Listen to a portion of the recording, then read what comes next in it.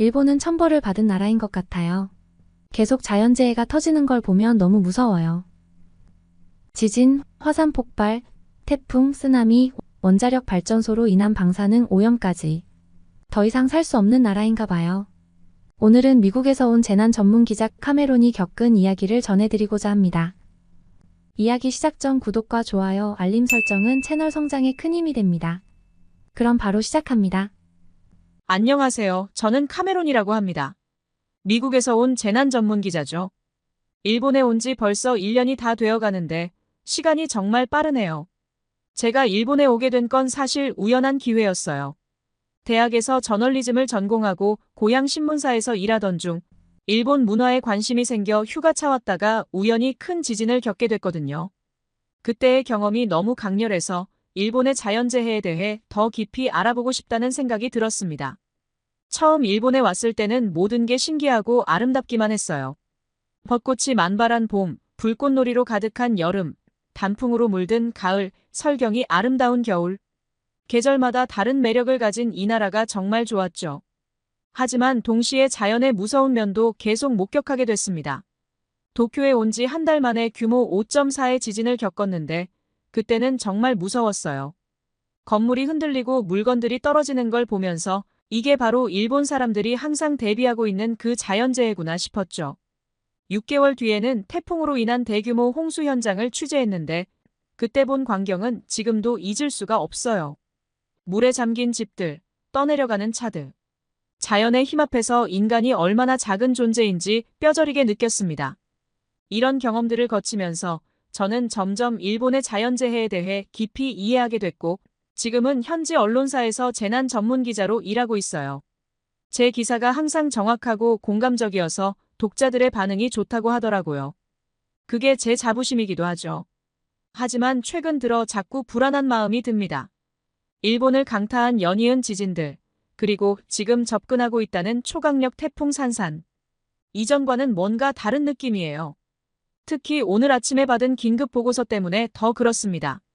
태풍 산산이 단순한 태풍이 아니라 일본 전체를 위협할 수 있는 큰 재앙이 될 수 있다는 내용이었거든요. 더 충격적인 건 이 태풍이 난카이 트로프 대지진을 더 크게 일으킬 수도 있다는 거예요. 처음 이 말을 들었을 때는 믿기 힘들었어요. 태풍과 지진이 어떻게 연관될 수 있지? 하고 생각했죠. 하지만 전문가들의 설명을 들어보니 가능성이 충분해 보였어요. 이건 정말 큰일이겠다 싶더라고요. 지금 제 머릿속은 복잡해요. 과연 이 위험한 상황을 세상에 제대로 알릴 수 있을까? 하는 의문도 들고 처음으로 느껴보는 두려움도 있어요. 하지만 동시에 이게 바로 제가 해야 할 일이라는 걸 깨닫고 있습니다. 위험을 무릅쓰고 현장에 가서 사실을 정확히 전달하고 사람들에게 경각심을 주는 것. 그게 바로 제 사명이니까요. 태풍이 다가오고 있어요. 아마도 이번이 제가 일본에서 맞이하는 가장 큰 도전이 될 것 같습니다. 계속해서 태풍 산산이 다가오는 동안 일본 전역에서는 믿기 힘들 정도로 지진이 연이어 발생하고 있어요. 8월 8일 미야자키에서 규모 7.1의 강진이 일어났을 때 저는 도쿄에 있었는데 멀리 떨어져 있음에도 불구하고 흔들림을 느낄 수 있었죠. 그 다음 날인 9일에는 도쿄 근처 가나가와현에서 규모 5.3의 지진이 발생했고 11일에는 홋카이도 북동쪽 해역에서 규모 6.8의 강진이 또 일어났어요. 이어서 도쿄 인근 이바라키현에서 규모 5.1의 지진이 발생했죠. 이렇게 짧은 기간 동안 규모 5번 이상 지진이 연달아 일어나는 건 정말 이례적인 일이에요.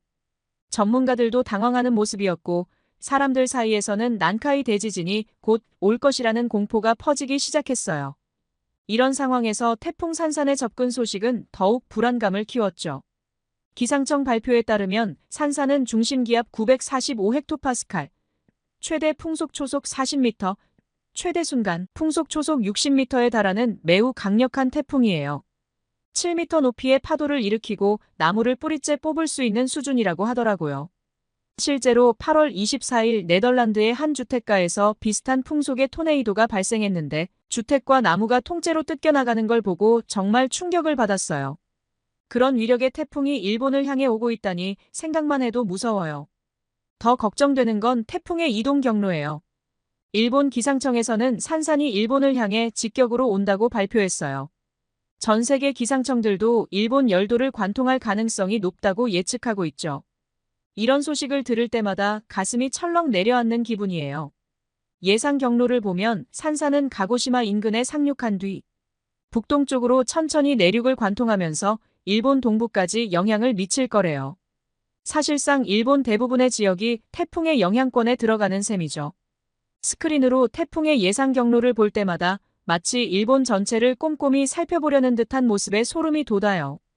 최근 들어 한국 근처를 지나간 태풍들이 모두 일본으로 향했다는 사실도 알게 됐어요. 마리아랑 카눈 등 여러 태풍이 한국은 비켜가고 일본으로 왔다고 하더라고요. 그리고 이번에 가장 강력한 산산마저 한국은 비켜가고 일본을 관통한다니 일본이 무슨 큰 죄라도 지은 건 아닌지 의문이 들 정도예요. 더군다나 이번 태풍은 강력할 뿐만 아니라 이동 속도도 느리대요.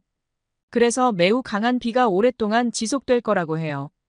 기상청에서는 최대 400mm의 폭우와 함께 강풍이 몰아칠 거라고 예측하고 있어요. 이 정도면 강풍뿐만 아니라 산사태, 침수, 하천 범람 등 엄청난 피해가 예상돼요. 400mm라는 숫자가 얼마나 많은 양인지 아세요? 보통 한 달 내내 내리는 비의 양보다 하루 만에 더 많은 비가 내린다는 뜻이에요. 상상이 잘 안 되시죠? 저도 그래요. 하지만 이게 현실이 될 수 있다니 정말 끔찍해요. 일본에 온 지 1년 태풍을 여러 번 겪어봤지만 이번처럼 모든 사람들이 공포에 떠는 건 처음 봐요. 저 역시 이번 태풍이 너무 무서워요. 특히 제가 공포를 느끼는 이유가 있는데 그건 다음에 말씀드릴게요. 지금은 태풍이 다가오고 있어서 현장 취재를 위해 규슈 지방으로 향하고 있거든요. 이동하면서도 마음이 무거워요. 창밖으로 보이는 풍경은 아직 평화로워 보이지만 곧 이 모든 것이 바뀔 거라고 생각하니 가슴이 아파요. 하지만 이게 제가 해야 할 일이라는 걸 알고 있어요. 현장에서 정확한 상황을 전달하고 사람들에게 경각심을 주는 것. 그게 바로 제 역할이니까요. 규슈 지방으로 향하는 열차 안에서 저는 계속해서 태풍 산산과 난카이 트로프 대지진에 대해 생각하고 있어요. 특히 제가 전에 만났던 한 지질학자의 말이 자꾸 떠오르네요. 그분이 말씀하시길 난카이 트로프 대지진은 언제든 일어날 수 있는 재앙이라고 했어요. 일본 열도 남서쪽 해저에 위치한 이 거대한 해구에서 대지진이 발생하면 일본 전체가 흔들릴 수 있대요. 그 지진이 발생하면 무려 건물 10층 높이 이상의 쓰나미가 밀려올 거라고 해요. 수백만 채의 가옥이 무너지고 30만 명 이상의 사망자가 발생할 수 있대요. 경제적 피해도 상상을 초월해서 수천조 원에 달할 거라고 합니다. 일본 경제가 한순간에 무너질 수 있다는 거죠. 이런 이야기를 들으면서 문득 한국이 떠올랐어요. 한국은 일본과 달리 자연재해의 위험이 훨씬 적다고 하더라고요. 태풍 경로에서 벗어나 있는 경우가 많고 지진의 위험도 훨씬 낮대요. 일본에 살면서 매일 재난 뉴스에 시달리다 보니 한국 사람들의 평화로운 일상이 부럽게 느껴져요. 그런데 더 충격적인 건 태풍이 이난카이 대지진을 촉발할 수도 있다는 거예요. 그 지질학자의 말에 따르면 강력한 태풍이 난카이 해구 위를 지나가면 해저 지형에 영향을 미쳐 지진을 일으킬 수 있대요. 그리고 이번 태풍 산산의 경로가 바로 그 위를 지나간다고 하니 정말 끔찍한 상상이 되네요. 일본에 와서 1년 동안 이곳의 아름다움에 매력을 느꼈지만 동시에 이런 위험과 함께 살아야 한다는 게 너무 안타까워요. 한국처럼 안전한 곳에서 살 수 있다면 얼마나 좋을까요? 일본이 과거에 무슨 큰 죄라도 지었나 싶을 정도로 자연재해가 끊이지 않아요. 열차가 가고시마에 가까워질수록 날씨가 점점 흐려지고 있었습니다. 이제 곧 태풍과 마주하게 될 텐데 솔직히 두려웠어요. 하지만 이게 제가 해야 할 일이라는 걸 알기에 용기를 내봅니다. 가고시마에 도착했을 때 도시는 이미 태풍 산산의 영향을 받기 시작하고 있었어요. 바람이 점점 거세지고 있었고 하늘에서는 비가 쏟아지기 시작했죠. 저는 서둘러 현지 주민들과 인터뷰를 시작했어요. 한 현지 어부인 타카시 씨를 만났는데 그의 얼굴에는 깊은 주름과 함께 걱정의 그림자가 드리워져 있었습니다. 타카시 씨는 이렇게 말했어요. 제 나이 60이 넘었는데 이렇게 강력한 태풍은 처음입니다. 매년 태풍이 오지만 이번엔 특히 심각하다고 하니 걱정이 큽니다. 어제부터 배를 육지로 끌어올려 단단히 묶어두고 그물과 장비들도 모두 창고에 넣었어요. 집 주변의 물건들도 다 치웠고요. 하지만 마음 한구석이 여전히 불안합니다. 바다가 우리에게 은혜를 주기도 하지만 때로는 이렇게 무서운 존재가 되기도 하니까요. 그의 말에 저도 깊은 공감을 느꼈습니다. 자연과 공존하며 살아가는 사람들의 삶이 얼마나 힘들고 위험한지 새삼 실감했어요. 태풍이 점점 가까워지면서 상황은 급격히 나빠졌습니다. 기상청 발표에 따르면 태풍 산사는 중심 부근에서 최대 순간 풍속이 초속 70m에 달했어요. 이는 정말 엄청난 속도죠. 참고로 초속 40m만 되어도 주행 중인 트럭이 넘어질 수 있대요. 저는 안전한 숙소로 대피했지만 창문이 마치 뜯겨져 나갈 것처럼 세차게 흔들렸고 바람 소리가 방 안까지 울렸습니다. 그녀는 방 안에서 카메라로 바깥 상황을 촬영하며 이 순간을 기록했어요. 태풍이 지나간 후 저는 피해 상황을 취재하기 위해 밖으로 나갔습니다. 거리는 쓰러진 나무들과 부서진 간판들로 가득했어요. 일부 지역에서는 침수와 산사태도 발생했다고 합니다. 이 모든 상황을 지켜보면서 저는 다시 한번 일본의 지리적 위치가 얼마나 위험한지 실감했어요. 그리고 이런 자연재해에 맞서 살아가는 일본 사람들의 강인함에 감탄하면서도 한편으로는 이런 위험에서 벗어날 수 없는 그들의 처지가 안타깝게 느껴졌습니다. 태풍 산산이 지나간 후 가고시마현의 피해 상황을 자세히 취재하기 시작했어요. 거리는 아직도 혼란스러웠고 주민들은 충격에서 벗어나지 못한 듯 보였죠. 저는 이전에 인터뷰했던 타카시 씨를 다시 찾아갔습니다. 타카시 씨의 집은 다행히 큰 피해는 없었지만 그의 배는 심하게 파손되어 있었어요. 아직 멀쩡한 게 있다는 것만으로도 감사해야 할 것 같습니다. 타카시 씨는 힘없는 목소리로 말했죠. 그의 말에서 저는 문득 지질학자가 했던 말을 떠올렸어요. 태풍이 난카이 해구에 영향을 미칠 수 있다는 거죠. 저는 즉시 지역대학의 지질학 교수를 찾아가 인터뷰를 요청했습니다. 교수는 저의 우려를 확인해 주었어요. 태풍의 영향으로 해저 지형의 변화가 생길 가능성이 있습니다. 이는 판의 움직임에 영향을 줄 수 있고 최악의 경우 대지진을 촉발할 수도 있죠. 그의 말에 저는 등골이 오싹해지는 느낌이었습니다. 한편 도쿄에서는 정부가 긴급 대책회의를 소집했다는 소식이 들려왔어요. 이 사실을 접하고 즉시 도쿄로 향했습니다. 위기 상황에서 일본 정부가 어떤 대응을 할지 그리고 난카이 대지진의 가능성에 대해 어떤 입장을 취할지 궁금했죠. 도쿄로 가는 길에 저는 다시 한번 한국과 일본의 상황을 비교하게 됐어요. 한국은 이런 걱정 없이 살 수 있겠지? 자연재해의 위험이 이렇게나 다르다니 정말 운명이란 게 있나 봐. 이런저런 생각을 하며 오다 보니 어느새 도쿄에 도착했어요. 도쿄에 도착했을 때 도시는 긴장감에 휩싸여 있었습니다. 태풍 산산이 접근 중이라는 소식에 정부 청사 앞에는 이미 많은 기자들이 모여 있었습니다. 긴급 대책회의가 끝나고 총리가 기자회견장에 나타났어요. 그의 표정은 무거워 보였고 피로한 기색이 역력했죠. 국민 여러분, 태풍 산산에 대한 최신 정보를 알려드리겠습니다. 총리가 말을 시작했어요. 기상청 예보에 따르면 산사는 매우 강력한 태풍으로 일본 열도를 관통할 것으로 예상됩니다.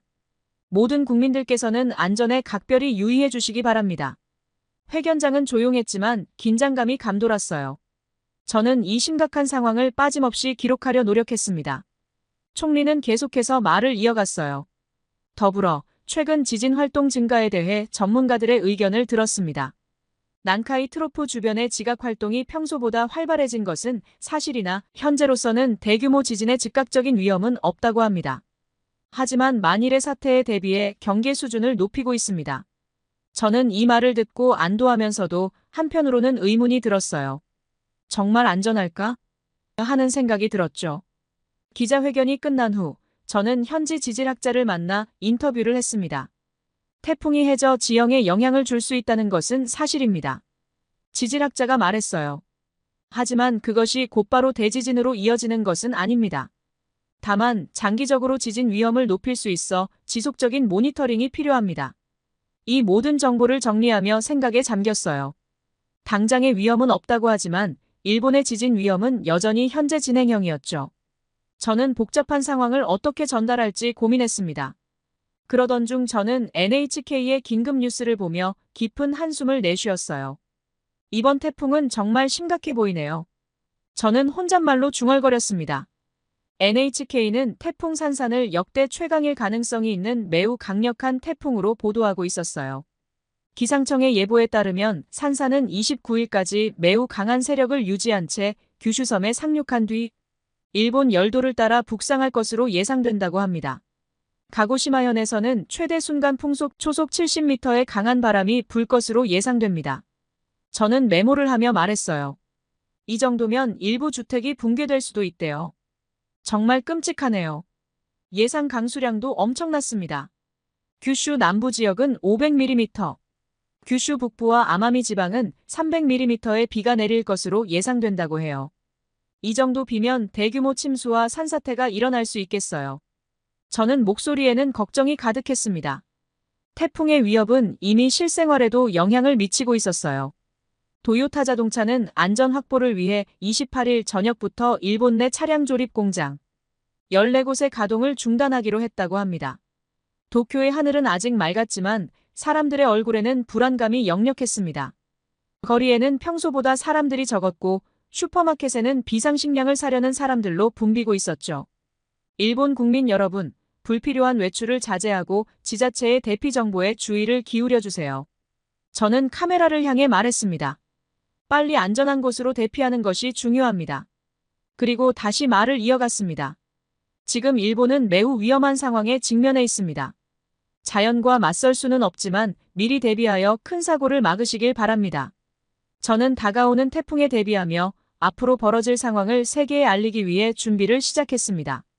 이것이 저의 사명이라 생각하고 이 중요한 순간을 놓치지 않을 거예요.